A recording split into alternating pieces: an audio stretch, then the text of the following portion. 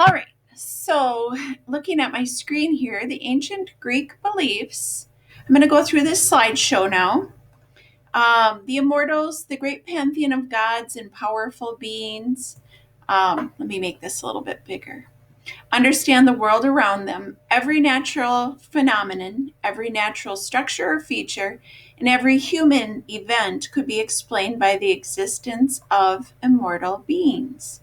Gods and goddesses were given human characteristics, which made them more accessible and relatable.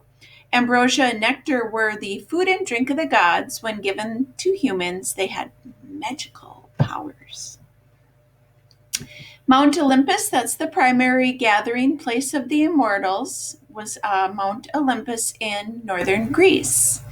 The Delphic Oracle. The Oracle of Apollo at Delphi was the religious center of their world. It was the place where Apollo would reveal divine answers to human questions.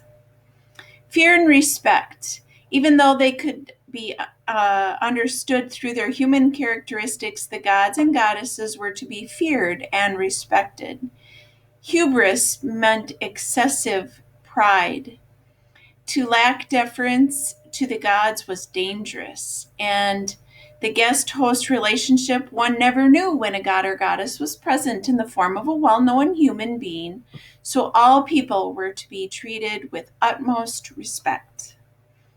The favorite rule of ancient Greek society: one must never intentionally kill a family member, but one may put a family member in harm's way. Outright killing is a sin, severely punished, but allowing nature or the unknown to harm someone is not that bad. The afterlife. One of the biggest worries of the ancients was whether or not they would receive a proper burial. Without proper burial, they may not have entered the afterlife peacefully. A proper burial for a person of status required a funeral and elaborate fire burning of the body. Coins would be placed either on the eyes of the deceased or in the deceased person's mouth. So it'd be like putting coins in your eyeballs or in your mouth. These coins were the toll given to the boatmen who brought souls into Hades. Sacrifices and wine offerings were a large part of the burial. When all was finished, a burial mound was built to cover the remains of the pyre, and the remains of the deceased were placed in an urn and buried in a mound, somewhat like today. Entering the underworld, a person entering Hades would encounter the following: Charon, Cerberus, judgment. Upon entering Hades, one would face judgment for the way his or her life was lived. There were primarily two places to go: Elysium, the heaven of Hades, good people rewarded for well-lived life; and Tartarus, the hell of Hades, cowards and bad people go there.